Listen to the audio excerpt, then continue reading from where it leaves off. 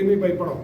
నువ్వు సిట్ ఎత్తేనే భయపడలేదు, ఈడీ కేసులు పెడితేనే భయపడలేదు, దేనికి భయపడలేదు. కానీ మాకు అన్ని నేర్పుతున్నావు రాధాకృష్ణ, చాలా బాగా నేర్పుతున్నావు రాధాకృష్ణ. చాలా సిట్లు పడవచ్చు బాబు, చాలా ఈడీ కేసులు రావచ్చు బాబు. ఊరికైనా భయపడలేదు, ఊరికైనా భయపడను. భగవంతుడు పుట్టించాడు, నడిపిస్తాడు. ఎలా జరిగేది అలా జరుగుద్ది, ఎలా జరిగేది అలా జరుగుద్ది. నా ప్రజల కోసం, నా కార్యకర్తల కోసం, నా నాయకుల కోసం నేను నిలబడే ఉంటాను, వాళ్ళతోటే ఉంటాను, వాళ్ళతోటే నడుస్తాను, నాతోటి వాళ్ళు నడుస్తారు, నీతో వాళ్ళతోటి నేను నడుస్తాను. కలిసి నడుస్తాం, కలిసి మెలిసి ఉంటాం, కష్టంలోనూ సుఖంలోనూ కారుకుంటాం. కరోనాకే భయపడలేదు రాధాకృష్ణ, ఇక దేనికి భయపడలేదు.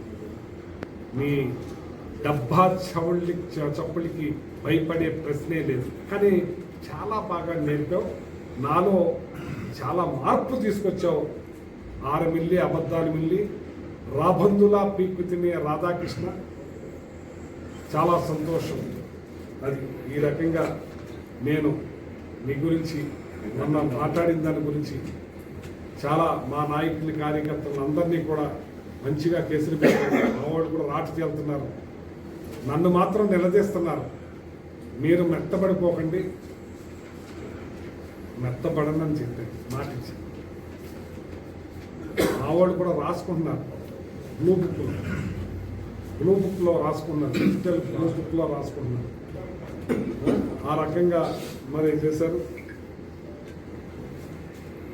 నా మీద అక్రమ కేసులు, అన్యాయమైన కేసులు, ఇడ్లీ మీద పెట్టే శ్రద్ధ ప్రజల మీద పెట్టమంటున్నాను.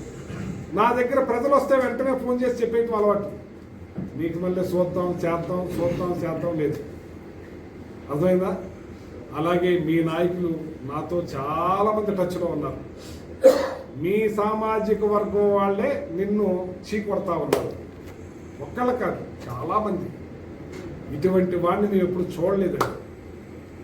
ఇప్పుడు నువ్వు దోపిడీలో ఏదో ఫస్ట్ అన్నావు కదా, సెకండ్ థర్డ్, దోపిడీలో సెకండ్ ఉన్నావు, ఫస్ట్ రాబోతున్నావు. మా సర్వేలు కాదు సుమా, మీ సర్వేలు. ఇది సంగతి.